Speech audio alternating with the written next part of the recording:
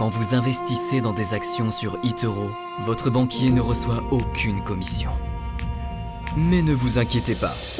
Après un week-end de ski à Chamonix, un smoothie à la noix de coco et un massage à 4 mains, il finira par s'en remettre. Investissez dans des actions sans payer de commission avec eToro.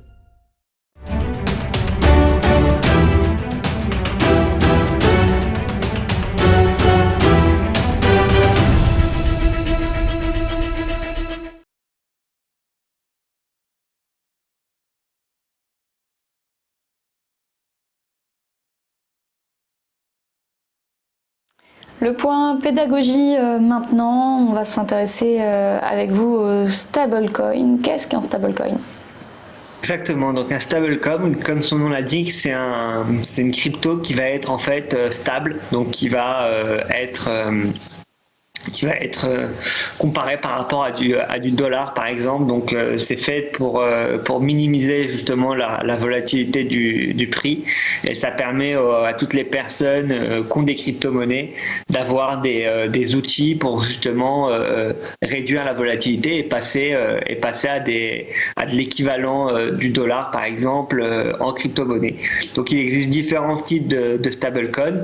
Les plus connus, comme je le disais, c'est les stablecoins qui sont collatéralisés avec des fiat. Donc par exemple, on peut la penser à Tether, qui est la plus connue dans ce milieu-là. En fait, un USDT va représenter l'équivalent de 1 dollar. Donc ça va être assez intéressant. Il y a d'autres types de stablecoins en plus de ceux collatéralisés par les fiat. Ça peut être collatéralisé avec des matières premières. Donc par exemple, on peut penser à un token qui va être collatéralisé en fonction d'or ou ce genre de choses. Et c'est aussi l'un des autres types de stablecoins. Le troisième, c'est de collatéraliser directement des crypto-monnaies pour avoir un stablecoin stable. Et la quatrième façon, c'est de le faire de manière algorithmique, et cette fois-ci ne pas utiliser justement de collatéral sur ce marché. Donc marché qui voit différents acteurs.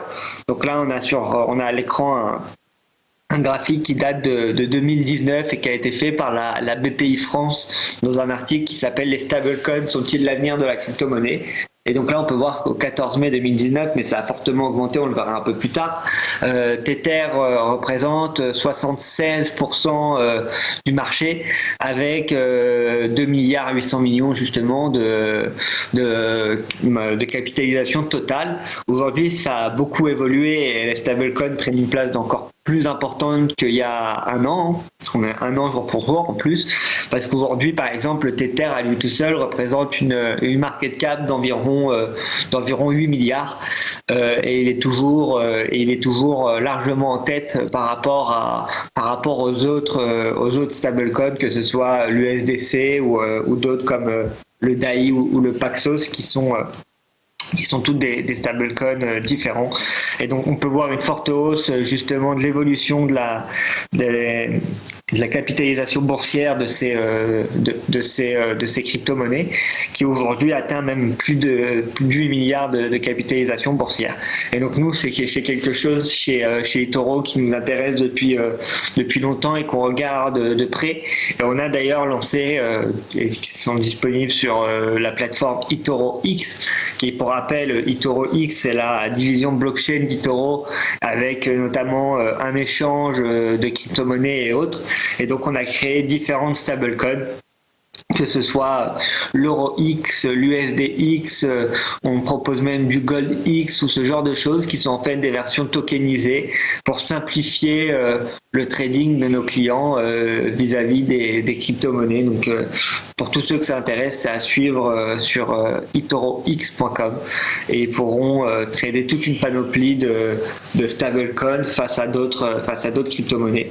Et donc pour rappel, c'est un outil très utile qui devrait encore plus gagner en en visibilité d'ici les prochains mois.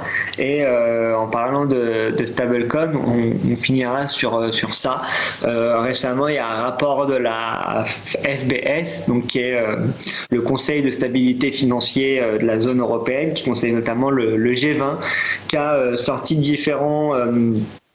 différentes recommandations à suivre justement pour les stablecoins, et qui eux souhaiteraient renforcer la régularisation et la réglementation à propos de ces actifs sur notre territoire, et qui souhaiteraient peut-être même que ces acteurs-là nécessitent des licences e-money, qui est coûteux et qui prend du temps à avoir, donc ce sera à suivre.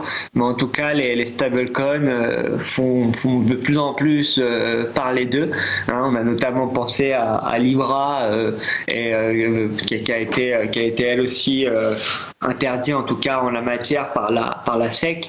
Et donc c'est quelque chose qui est utile à l'industrie des crypto-monnaies, qui permet à tous les investisseurs qui traitent la crypto-monnaie d'avoir l'équivalent du dollar en crypto ou des équivalents en dollars, et donc de pouvoir réduire leur volatilité et avoir des notions qui sont moins classiques et se repérer par rapport à des notions classiques comme en finance classique, où on prend le dollar en référence.